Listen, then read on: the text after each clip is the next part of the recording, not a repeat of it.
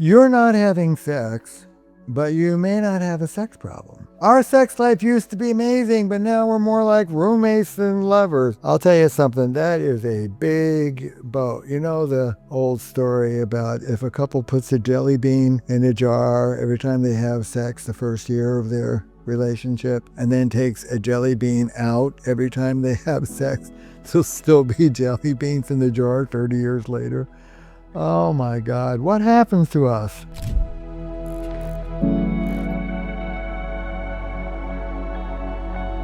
You may have a sex problem. You just lose the sexual desire for one another. Or there's a sexual dysfunction when you do have sex. It's not satisfying to either or both of you. So yes, and fine, and all that needs to be worked. And if you can't do it yourself, I believe in sex therapy, and get yourself to a trained sex therapist and work on it. There are sort of creative things that you can do if your sex is unsatisfactory once you have it. But I got to tell you, somebody's been doing this for 40 years. For every couple that has an actual problem with their sex life, there's got to be at least one, if not two. Tell me if you can relate to this. Being sexual with each other, it's okay. I could do a little more of this and a little less that, and okay, some tweaking, but sex is okay when you have it, but you just don't have it as much as you kind of both want to. Why is that? Well, I like to work with couples like that and say, you don't have a sex problem, you have a transition problem. What do I mean by that? All relationships, intimacy, think about it like a cross. There's the vertical line, which I call nose-to-nose energy. This is when you're gazing into each other's eyes. It's when the relationship is about itself. It's very narcissistic. Couples in the early stages of goo-goo-eyed relationships are kind of cute and fun to be with now and again. After a while, they get obnoxious because they're so narcissistically wrapped up with each other. That's good, fine for them. This nose-to-nose energy, which is half of intimacy, is the capacity to be present in the moment, fully present in the moment. Here I am, babies. That's what that gaze is. You see in the movies or something, two people look at each other and the energy is there written in that look. What's that look? I am fully here right now with you.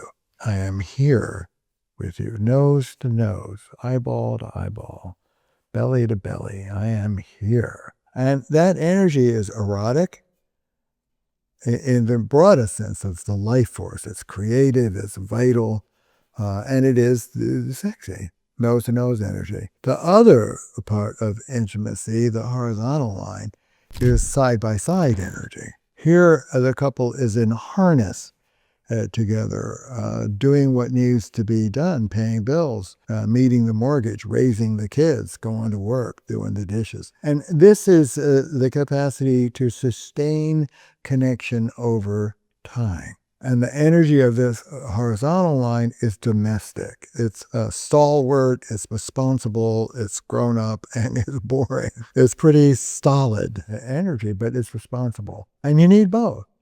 In your dating life, I guarantee you had wonderful people somewhere along the line who were all nose to nose, and it was very thrilling and erotic, but you couldn't sustain connection with them. And romantics, love addicts, consistently mistake the vertical line for the whole of it. Charlie and I were so close. I can't believe that he would do this to me. I know that what we felt when we were with each other was real. Well, maybe, but Charlie was nose to nose and completely available to you on Tuesday, and completely available to Sally on Thursday, completely available to Jill on Friday. Healthier people would have a hard time doing that, but more immature people can actually be that kind of seductive. The greatest seduction is the presentness of being there, and that can be real on the vertical piece, and there's little to no capacity for sustained connection over time. So it's both. You need both. You need that erotic meeting, and you need that mature responsibility Relationships that are all vertical line and no horizontal are really thrilling and really a mess. Relationships that are all horizontal line and no vertical line are really solid and cozy, but not at all juicy or erotic. Look, I've been married 40 years. We raised 2 kids. You have careers, kids, your family, friends, a trip to the gym, whatever. All couples in our modern world struggle to move out of the side-by-side we're in harness, 2 teammates working together, 2 pals, raising kids, paying the bills, back into the erotic energy of, oh my God, you're beautiful. I haven't really looked at you in days. Look at how gorgeous your mouth is. Look at those clavicles. We have to pull ourselves out of the kind of sexless parental roommate palship and remember this connection between us.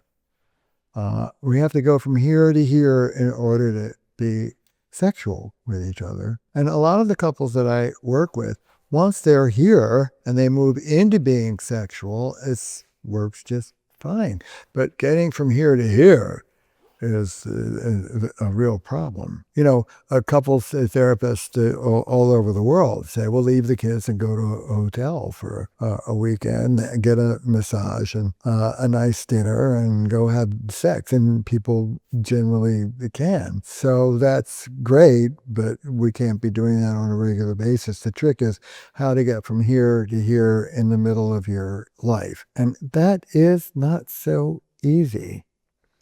But do it, respect it. Where people kind of blow it is that romantic ideal that we shouldn't have to work hard to get from here to here. We should just be, you know, you see the movies and it's like you're ready to rip your clothes off before you even get in the hotel room. Yeah, well, that's great in the first weeks of a relationship or when you're 20, but you ain't going to feel like that 20 years in, but kind of like starting a cold car.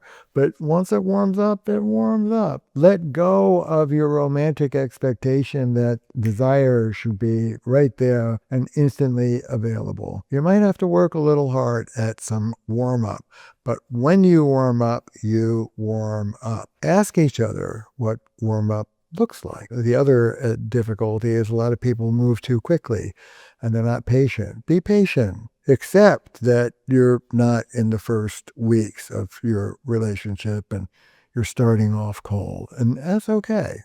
Don't try and live up to some nonsense. Be with the person you're really with. Let them warm up with you and you be turned on by the ways in which you're turning them on. It's a reciprocal loop. But a little patience, a little time. You may not have a sexual problem. You may need a little extra oomph to get sexual to begin with. Moving from here to here. Date night, even if it's pizza and jeans and a movie, spend some time, just the two of you. Get away from friends, away from the kids, away from the gym, and just be with each other.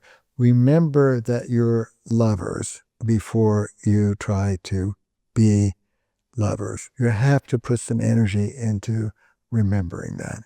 And that's not the end of the world. Hope this was helpful. Subscribe to this channel if you'd like more. And good hunting. Spend some time and put some energy into enjoying each other. It's an important nutrient to your relationship.